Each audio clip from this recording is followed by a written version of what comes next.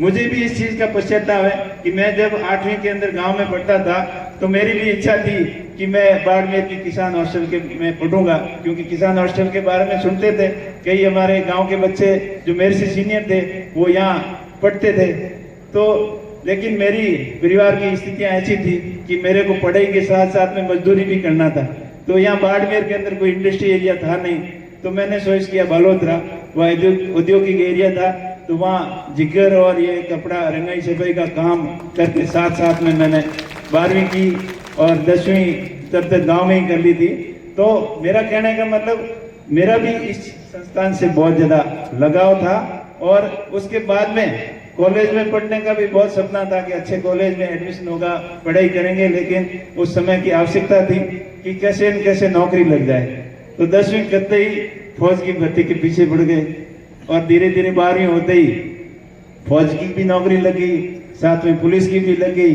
तो दोनों में सोच किया वो पुलिस वाली ठीक है, इसमें जाते हैं। तो पुलिस की नौकरी ज्वाइन करने के बाद में फिर भी मन नहीं भरा। वहां जाके दिल्ली की साकन शोध देखी, वहाँ दिल्ली की हलचल देखी, तो ये लगा कि हमें भी कुछ बड़ा आदमी बनना है, कैसे बन सकते हैं। तो प्रयास किया। आशीष जी बैठे, मैं आपको बताना चाहूँगा मैंने भी वहाँ यूपीएससी की कोचिंग ज्वाइन की, क्योंकि जब तक 2-4 साल निकल गए थे प्राइवेट के रूप में, 12वीं के बाद में सहपाठी के रूप में मैंने ग्रेजुएशन भी यहाँ बाड़मेर कॉलेज से किया था, 2000 में कंप्लीट हुआ। तो उसके बाद में वहाँ तैयारी शुरू की, लेकिन वहाँ लगा कि यहाँ अपनी बात जमने वाली नहीं है, क्योंकि वो लग जाता है कि अपन क्या करने जा रहे हैं और क्या कर पाएंगे कि नहीं कर पाएंगे, कोशिश करने पे पता चल जाता है। तो वहाँ बात नहीं बनी, वही आशीष जी वाली बात सामने आ गई और किसी ने बोला कि आपकी इंग्लिश अच्छी नहीं है तो आप नहीं कर सकते हो। और फिर हिंदी भी बहुत बढ़िया नहीं थी, गाँव के अंदर तो पढ़ाई जिस स्टैंडर्ड की थी, आजकल तो फिर भी स्टैंडर्ड काफी सुधरने जा रहा है। तो पहले के 10वीं में आए जब तक ABCD भी पूरी तरीके से नहीं लिखनी आती थी, और 10वीं में भी बाई ग्रेस पास हुए, 12वीं में भी बड़ी मुश्किल से पास हुए, लेकिन हिम्मत कभी नहीं आ रही। तो वहाँ वो तो नहीं सपना साकार हो पाया कि मेरे को ऑफिसर्स बनना है, IPS बनना है, लेकिन उसके फिर दिमाग सेंस किया कि और कुछ कर सकते हैं, अपना बिजनेस के अंदर पार्टिसिपेट करके देखें, काम धंधा में अपना भाग्य आजमा सकते हैं। क्योंकि संतोष नहीं किया, नौकरी तो थी, लोग मुझे बोलते थे कि क्या करना यार, नौकरी लगी है, अपना मौज से रहते हैं, मस्ती से रहते हैं, लेकिन मेरा दिमाग कुछ अलग ही चल रहा था। तो मैंने नौकरी के साथ साथ में अपना बिजनेस करना शुरू कर दिया।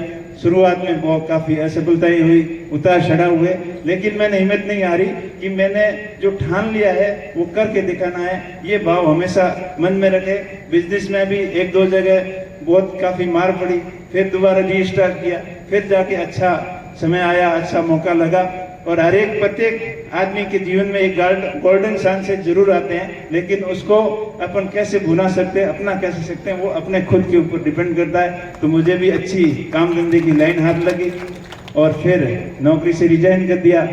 नौकरी से रिजाइन करने के बाद में एक्सपोर्ट का काम शुरू किया, और एक्सपोर्ट का काम करते करते फिर मन बदल गया कि गाँव वालों ने देखा ये काम तो अच्छा कर रहा है, पैसे भी हैं, इसको ले आते हैं गाँव में सरपंच बनाते हैं। तो उनकी बातों में आ गया, कुछ मेरी भी इच्छा थी कुछ नया करें, तो गांव वालों ने 2010 में सरपंच बना दिया।